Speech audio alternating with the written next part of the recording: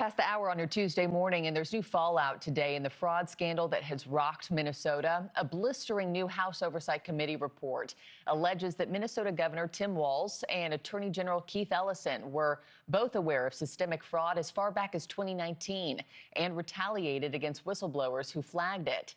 Joining me now, I have Kentucky Republican Congressman James Comer, chairman of the House Oversight Committee. Congressman, good morning to you, sir, and welcome back to the show, as always. Good morning. So Governor Tim Walz has called fraud unacceptable, says his state has taken steps to prosecute those responsible. Your investigation, though, paints a much different picture. What proof do you have that he knew that this was taking place?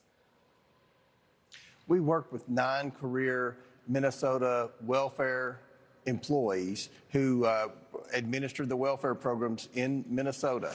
They did exactly what they were supposed to do through their work. They caught several instances of fraud, and in each instance, they did what they were supposed to do. They reported to their superiors, and they also went all the way to the top and reported it to Attorney General Keith Ellison and Governor Tim Walz. Every single time, Governor Walz and Attorney General Ellison turned a blind eye, and it got so bad after so many times of the state employees blowing the whistle and screaming to the top of their lungs about the fraud that Governor Walz then started to retaliate against the government whistleblower. So this is very serious. We're working in conjunction with the Department of Justice and Vice President Vance's task force on fraud who are on the ground in Minnesota. They've already arrested 3 dozen fraudsters.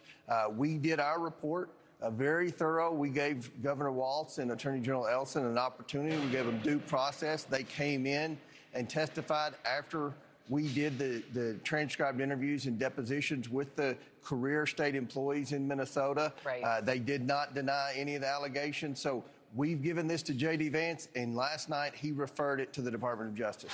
So you actually have a paper trail from emails from these two, their phones, you know, text messages. You have proof in that directly from them that they tried to kill fraud investigations. Yes, 100%. And the employees were under oath when they gave their depositions and interviews in front of the House Oversight Committee. They went through the proper channels of receiving whistleblower protection status.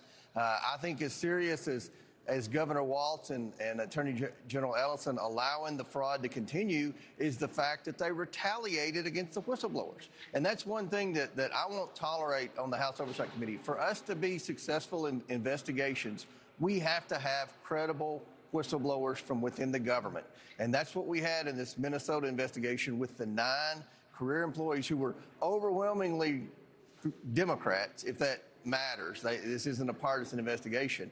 And look, so you will be expanding this to other states as well. This won't just be blue states. You'll go after absolutely. red states too. Yes, and I'll tell you why I think this Medicaid is such a huge problem for fraud. Medicaid is funded by the federal government.